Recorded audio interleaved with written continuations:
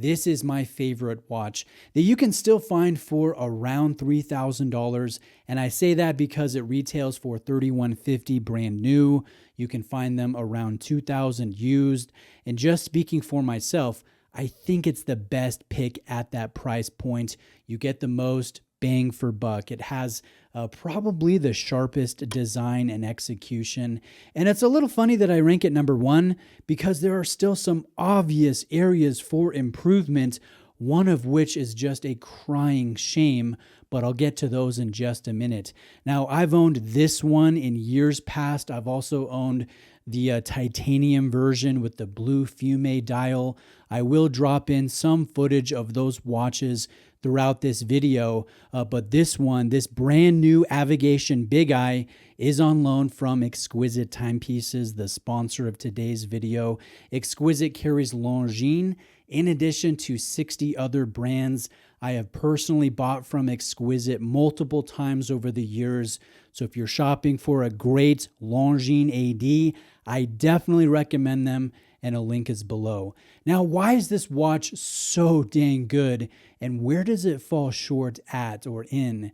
To me, it comes down to two things, two reasons why this watch is so awesome, and also two reasons why it needs to be improved. One, starting with the positive, this has a fantastic overall design, the execution, the fit and finish. This is exactly what I'm looking for when I'm spending between $2,000 and $3,000, which admittedly, that's a lot of money to spend on one watch. And the second reason why this is so good is the movement inside this case. So inside the case is the latest L688.5 caliber. This is an automatic chronograph, and take a look at this blued column wheel. So nice to see. You really don't see that anywhere near this price segment from competing brands. This caliber beats at 4 hertz or 28,800 beats every hour. This has a 66-hour power reserve, which I find pretty respectable for a 4 hertz automatic chronograph. And although this movement is not entirely decorated, it's mostly decorated, and the finishing is so pretty. So I love seeing that blued column wheel. I love seeing this rotor. I love seeing the purling. And this gets to the one reason why it's kind of a crying shame that there's a drawback here. It's the fact that you can't see this movement behind a stainless steel case back. That's just, it should be criminal with such a nice looking movement. When you see the movement, it helps you, the purchaser, really see where your money's going, because a lot of your investment in this watch, it goes to this L688 movement. So the movement, again, I'm a fan of. It's a 27 joule movement. It has very nice action with these oversized pump style function pushers. The action is crisp.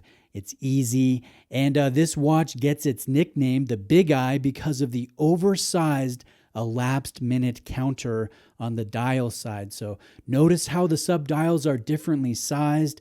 They have different hand designs, different fonts and index work. So I find that quirkiness endearing here. To me, this does not look haphazard, which it easily could. So I think there is strength to this design. And again, I really enjoy this movement. The sub registers have concentric texturing. They sit ever so slightly below the main dial plane. And the main dial is black with just a hint of reflectivity to the finish. And I love the large Arabic markers. Some of them are cut off by the asymmetrical sub-registers, but I don't think anything that's egregious or an eyesore, if that makes sense. The dial has surprisingly solid lume. It's Superluminova C3 from what I can tell. There is no aged lume here like what is found in the more expensive titanium Big Eye.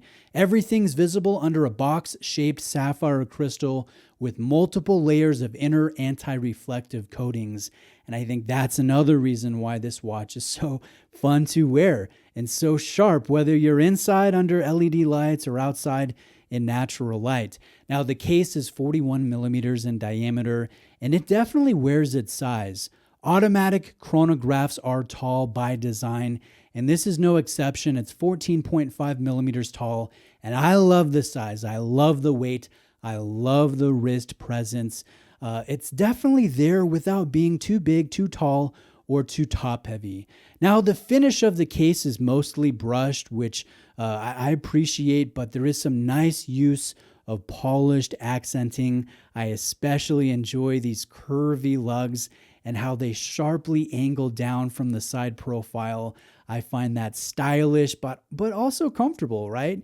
You don't want to have a watch with a very long lug tip to lug tip dimension, because that makes the watch less comfortable and harder to wear on a wider range of wrists.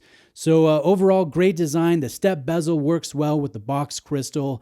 It's just a great combination of presence, retro design cues, good detail work, great fit and finish with that fantastic movement inside, which really the only big drawback is the fact that you can't see it all the time behind a clear case back. And I do think if any third party ever decided to make a compatible clear case back for the Longines Avigation Big Eye, I think they would sell quite a few to watch collectors who own and appreciate this aviation style chronograph. Now let's talk about drawbacks. I mentioned that big one. I think most of you would probably agree with me, even though the fact that that this watch is supposed to be retro in nature, and retro chronographs did not ever have exhibition case back. So I think most of you would agree with me, but tell me if you disagree.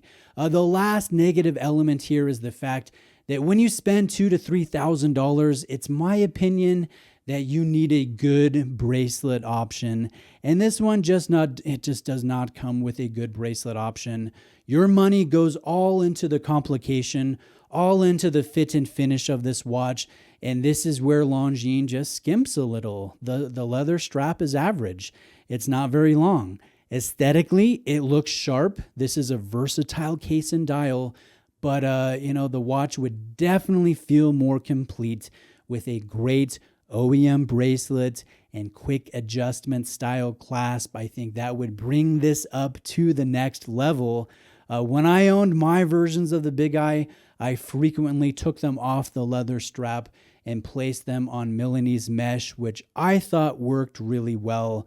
That all metal look really, I think, emphasizes the dial and helps it stand out even more. So if Longines would fix these two things, I think they would have just about the perfect watch. Give us an exhibition case back and give us a good OEM bracelet option with a quick adjustment clasp.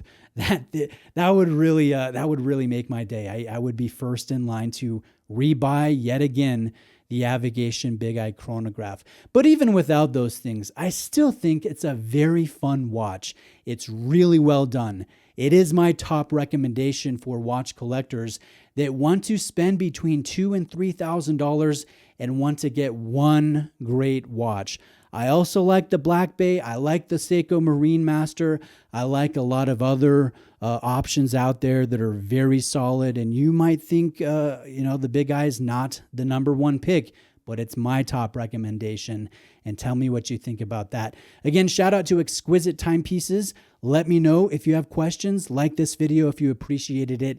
And please subscribe for more content like this. Thanks.